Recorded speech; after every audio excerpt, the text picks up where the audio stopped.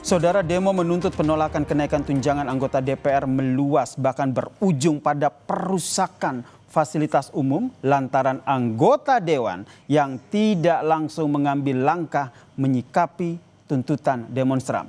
Bukan hanya di Jakarta, demo meluas ke sejumlah daerah. Berikut ini catatan Kompas TV, matinya empati berbalas amuk massa.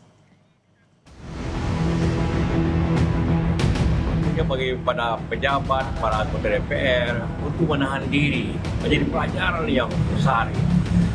Jangan bicara asal-asal dan jangan menghina masyarakat. Hati-hati, wahai anggota DPR, dalam ucapan dan tindakan, karena bisa menimbulkan kemarahan publik.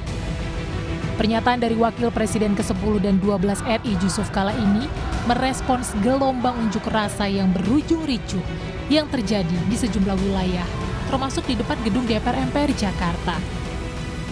Dan tentunya bagi para pejabat, para anggota DPR untuk menahan diri menjadi pelajaran yang besar. Jangan bicara asal-asal dan jangan menghina masyarakat juga. Ini semua yang menjadi penyebab daripada masalah. Ya, demonstrasi yang awalnya terpusat di gedung DPR berujung ricuh dan semakin meluas lantaran anggota dewan yang jadi wakil rakyat tidak langsung menemui pendemo untuk mendengarkan tuntutan pendemo. Selang sehari setelah situasi memanas, barulah permintaan maaf disampaikan oleh Ketua DPR RI, Puan Maharani, yang meminta maaf jika kinerja Dewan Perwakilan Rakyat dinilai kurang memuaskan. Ia pun berjanji akan mengevaluasi diri termasuk membuka ruang dialog dan komunikasi.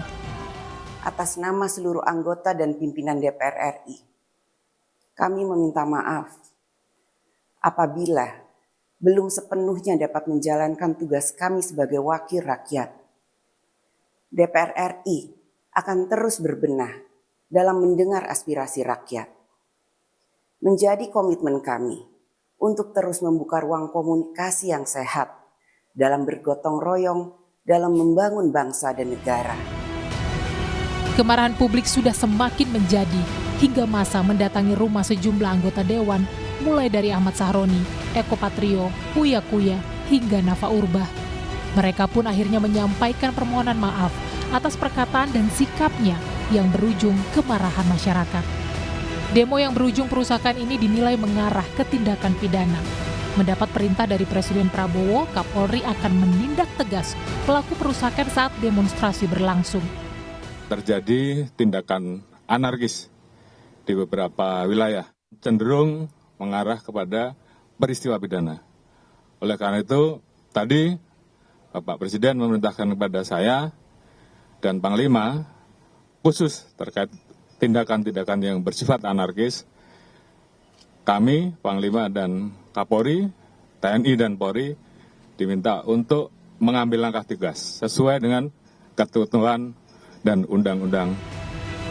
Demonstrasi dijamin undang-undang menjadi instrumen penting rakyat mengawal pemerintahan. Namun, tentu demo yang berujung perusakan tidak dibenarkan. Kini peran pemerintah untuk meredakan situasi sangat dinanti agar kerugian yang ditimbulkan akibat kekecewaan publik tidak semakin menjadi-jadi. Tim Liputan, Kompas TV. Kemarahan publik meledak, saudara. Ribuan orang berdemonstrasi di depan gedung DPR Jakarta memprotes pemberian tunjangan fantastis bagi anggota DPR. Pendemo menolak aksinya dibubarkan karena berharap ada pimpinan atau anggota dewan yang menemui mereka. Tetapi anggota dewan malah tidak berada di kantor dan memilih bekerja dari rumah alias work from home. Kericuhan pun terjadi saat polisi membubar paksa demonstran. Situasi tambah memanas, saudara, pasca insiden mobil taktis dari polisi yang menabrak seorang pengemudi ojek online yang berada di antara pengunjuk rasa. Aksi demonstrasi berubah menjadi amukan massa.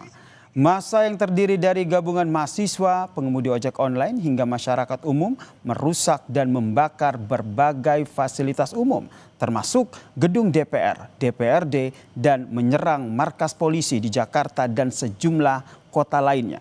Aksi anarkistis yang terjadi atas alasan apapun tentu tidak bisa dibenarkan.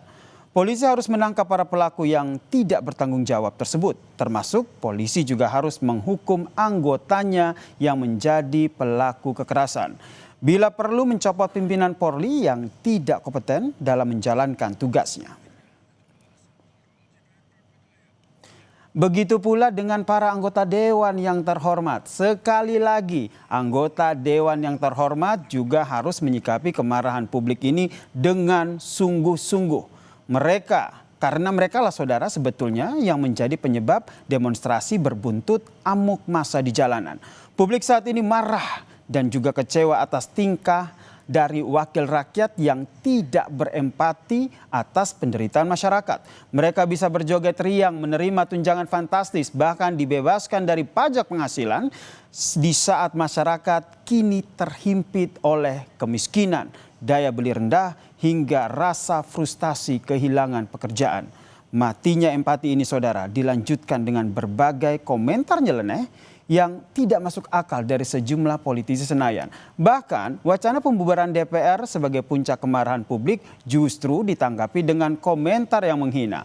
Kemarahan publik tidak cukup diselesaikan hanya dengan permintaan maaf. Pemimpin DPR yang sudah mencabut pemberian tunjangan, partai politik juga sudah menonaktifkan politisi yang blunder dan membuat onar. Tetapi untuk menimbulkan efek jera, sebaiknya politisi yang tindakannya melanggar etika dan memicu terjadinya amuk massa sepatutnya diganti melalui mekanisme pergantian antar waktu atau PAW. Karena mereka sudah tidak pantas lagi saudara menyandang gelar sebagai wakil rakyat.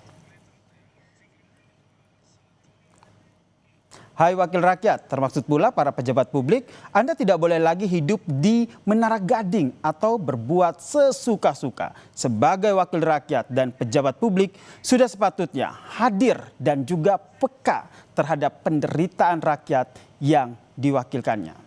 Ini pun masih belum cukup. Rakyat juga masih menunggu hasil kerja yang berpihak kepada kepentingan masyarakat banyak. Demikian catatan Kompas TV. Kita jumpa lagi pekan depan.